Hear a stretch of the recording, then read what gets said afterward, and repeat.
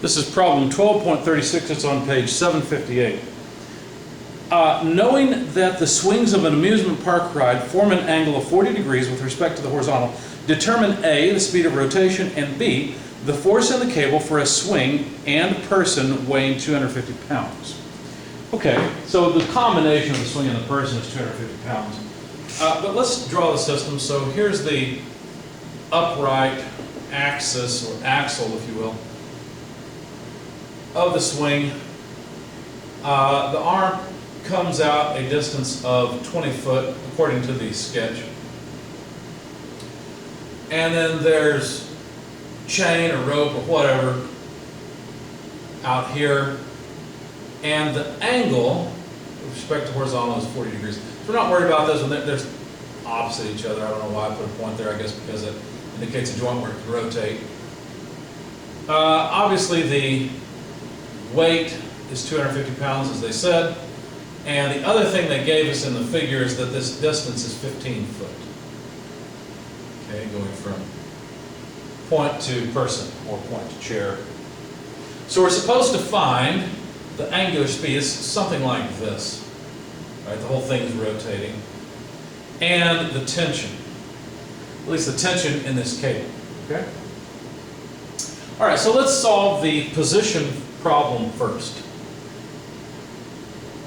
What do I mean by that? Well, I'd like to know how far out this is, because if you look at it from the top down, the thing's just rotating, right?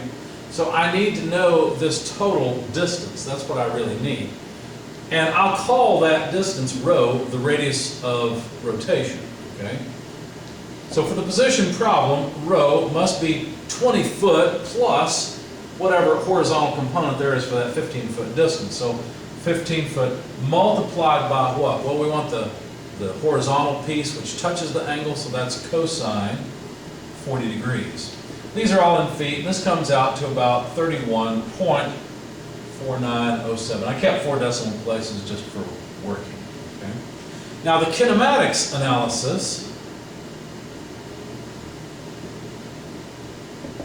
will tell us that the tangential velocity, what do I mean? I mean the velocity of this weight moving in that direction into the board. If you looked at it from the top, if I made a sketch from the top, maybe that's a good idea.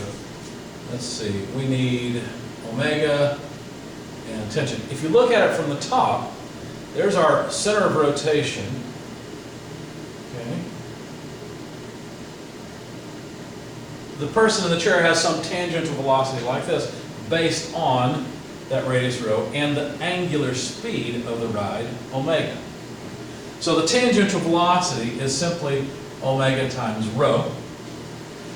And if we look at a free body diagram, what does that look like? Well, we're going to take this chair and person right here, just this point. There's some tension acting at a 40 degree angle. At least the person sitting in the chair hopes there is, right? And their weight acts straight down. This is equal to the kinetic diagram, where if I set up a typical coordinate system, you know, x to the right, y up, well then the kinetic diagram would simply have mass times acceleration in the y direction, mass times acceleration in the x direction. But again, this should be 0, right? Because the person is not moving up or down at all, changing that angle. They're at a constant angle. So if we were to sum forces in the vertical direction, well, let's see, the weight acts downward, and there's a component of the tension that acts upward. But again, there's no acceleration. So mass times acceleration in the y direction is just 0. What this means is that the tension in the y direction, well, how much is it? Well, let's see. Tension in the y direction, let's see, that's over here. We know, let's see, well, we want the total tension relationship to the vertical component. Well, that's just a sine relationship, right? If I were to draw a triangle indicating the tension, the x component of it, and the y component of it, knowing the angles here, well, the side I'm interested in, y, is opposite the angle. Therefore, I need the sine of 40 degrees. That's ty. If I move the weight to the other side, then what we realize is the tension, we can solve for the tension first, why not? It's weight over sine of theta. And so that's 250 pounds divided by sine of 40 degrees. And that, we've gone ahead and solved part B first, so that's okay. This number comes out to about 388.93 pounds. It's about 389 pounds. Okay? That was just from summing forces in the vertical direction. Let's try summing forces in the horizontal direction. I think we're finished with that equation. We know the answer for the tension. If we sum forces in the horizontal direction, well, what do we have? Well, just negative Tx, because notice it points opposite to the coordinate system, right? And that should be equal to the mass times the acceleration in the horizontal direction. But wait a second, if this thing's going around, then it must have a normal acceleration that points in the opposite direction to the positive coordinate, right? The positive x coordinate. So that means that this is equal to negative mass times acceleration in the normal direction. But we also know that the normal acceleration is the square of the tangential velocity divided by the radius of curvature. But we know that the tangential velocity is omega rho, so that has to be squared divided by rho. So what that means then, if we want the x component of the tension, well, it would be negative t, and look, we want the bottom piece this time, so that must be the cosine of the angle, or the cosine of 40 degrees, if we want to go ahead and plug it in. That's the left-hand side, equals on the right-hand side, negative mass multiplied by omega squared rho. Notice that one of these rho's will cancel. If we rearrange this to solve for omega, what would that be? Well, we'd have to divide out, well, we could cancel the negative sign, that's easy. But we'd have to divide m and rho out of it. So we'd write tension, cosine 40 degrees, divided by m rho. Notice this is omega, not weight. And since it's omega squared, we need to take the square root.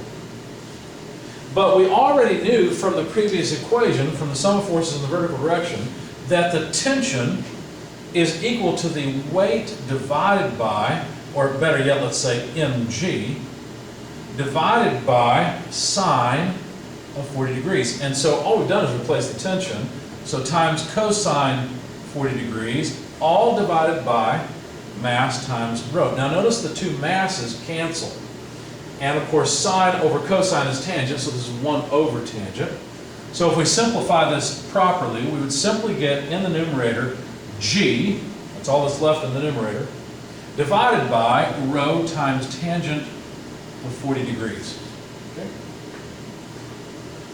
Let's see, I'm running out of space, so let me get rid of the free body diagrams and kinetic diagram.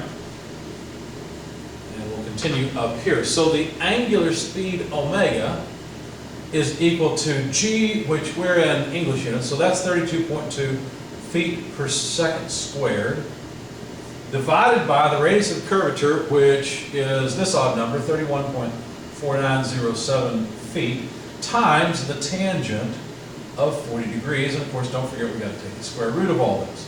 So what do we have? Well, notice that the feet cancel, because if you invert and multiply, it's feet times 1 over feet. So we'll get units of 1 over seconds out of this, because look, we've got 1 over second squared. When we take the square root, we'll have 1 over seconds. So that's radians per second, an angular speed of radians per second. Plug this into your calculator, you'll find that you get about 1.104 radians per second. You can convert that to anything you like, RPM, whatever. But there are the answers to the question. And you probably should convert that to RPM just to see how fast this thing's spinning around and see if the people feel like they're riding on a helicopter blade or something, because I don't have a good feeling for radians per second, and you probably don't either. For revolutions per minute, now that's something we can wrap our head around, because it's how many times you go around in 1 minute. So it should give you a good feel for things.